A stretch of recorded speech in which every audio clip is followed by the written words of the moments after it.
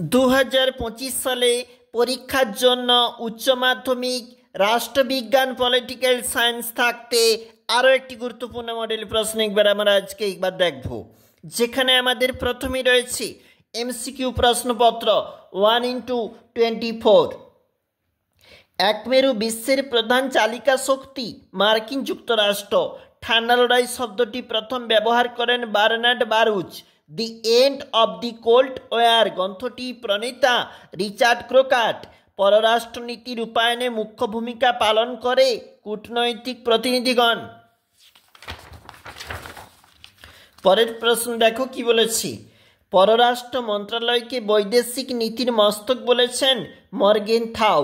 মর্গেনথাউয়ের মতে পররাষ্ট্রনীতির আশু লক্ষ্য হল ক্ষমতা। সূচনাকালে জাতিপুঞ্জের সদস্য সংখ্যা ছিল 49, বর্তমানে জাতিপুঞ্জের সদস্য সংখ্যা 193। জাতিপুঞ্জের সনদের মোট ধারা আছে 101টি।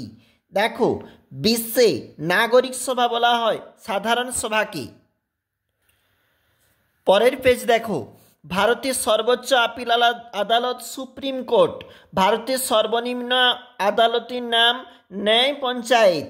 সুপ্রিম কোর্টের বিচারপতিদের কার্যকালের মেয়াদ 65 বছর বয়স পর্যন্ত।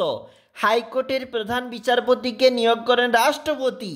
আইনি পরিষেবা কর্তৃপক্ষ আইন প্রণীত হয় 1987 খ্রিস্টাব্দ। পশ্চিমবঙ্গে প্রথম লোক আদালত গঠিত হয়। চলে যাব একটু পরে, এরপরে কি বলেছে দেখো, 1987 খ্রিস্টাব্দ ভারতের প্রথম রাষ্ট্রপতি রাজেন্দ্র প্রসাদ।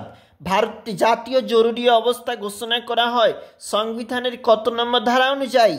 352 নম্বর ধারা অনুযায়ী। অর্থ বিলকে রাজ্যসভা আটকে রাখতে পারে সর্বাধিক 14 দিন।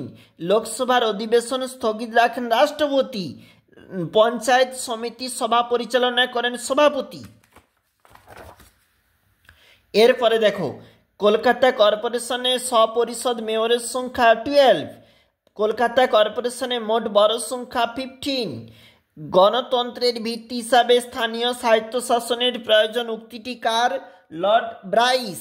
পরের প্রশ্ন, এগুলো একটি এসকিউ টাইপ প্রশ্নপত্র রয়েছে, অবশ্যই দেখবে গুরুত্বপূর্ণ প্রতিটি প্রশ্নপত্র। আমরা একটু মডেলটা সংক্ষেপে তুলে ধরেছি।